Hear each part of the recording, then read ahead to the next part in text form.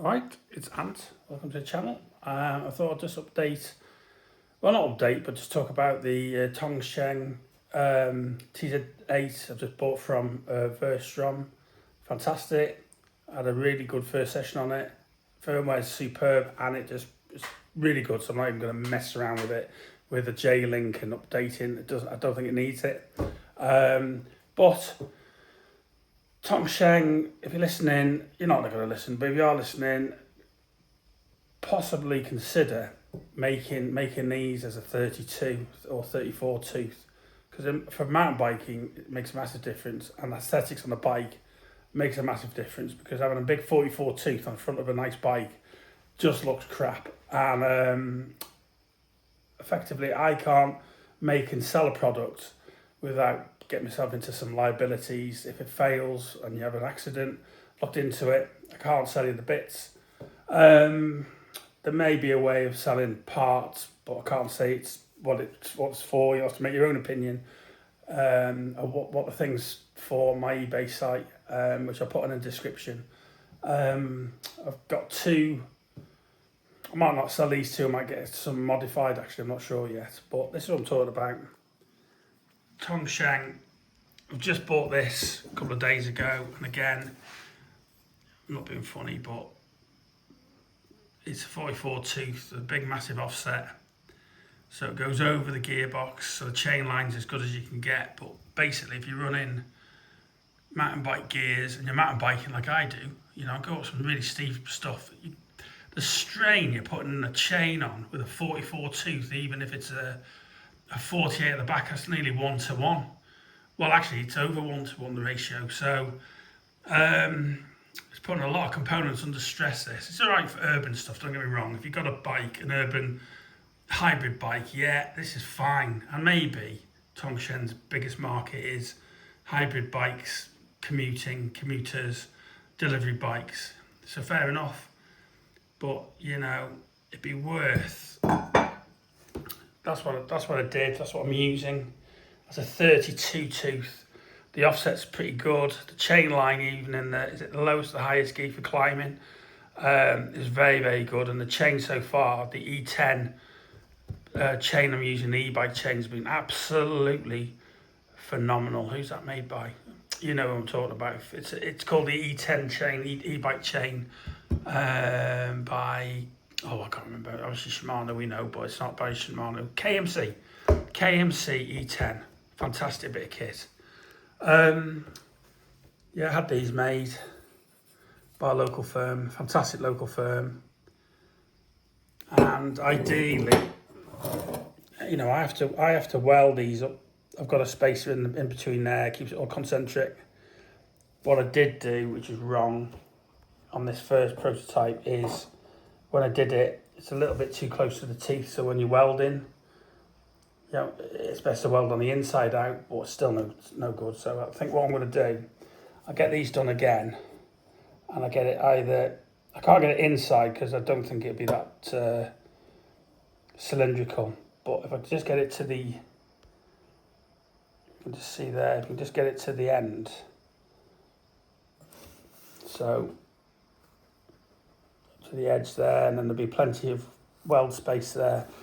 Do they warp under welding? A little bit, but not much. I was warned about a friend of mine, stroke customer, runs an engineering firm in Wrexham, and he said, when you're welding these, they will warp. And yes, I've been using 1.5mm stick welding, arc welding, and I've got a pretty good welder, but just the welder's crap. That's me. But I can stick things together, and so far I've done quite a few journeys on what I've done there. This OD here this ID here is a little bit tight, but with you can clean that out and it goes onto the thing. And the offset, if you see the offset there, it's quite significant. Now that is the max offset. You can't get any further over. What I had to do on the gearbox bolts to take all of them out, because they're big chunky they stick out too far, and I bought some dome bolts on the very low profile and just put them in, and they give plenty of clearance. yeah, that's an old prototype there. 3D printed prototypes, experiments. So yeah, Tongsheng, if you're listening, I think for mountain bikers, my mountain bike specific, they don't want to see that on a 2 or 3 grand bike. It's horrible. And I certainly don't want to see that either. I mean, I've seen a load of builds. There's some really good people on YouTube covering these TSDZ8 motors. How hard would that be to make? I don't know. Obviously, you've got all the pressings, and you've got to invest in all the mouldings and press, you know, to make these. I think that this is why they haven't changed it. So, I mean, they're going with what they know. But a 44 for climbing mountains, climbing technical stuff, nah, you can't use a 44. And I've been buying from Sunrace these. So this is a £9 item. Come on, focus. Just.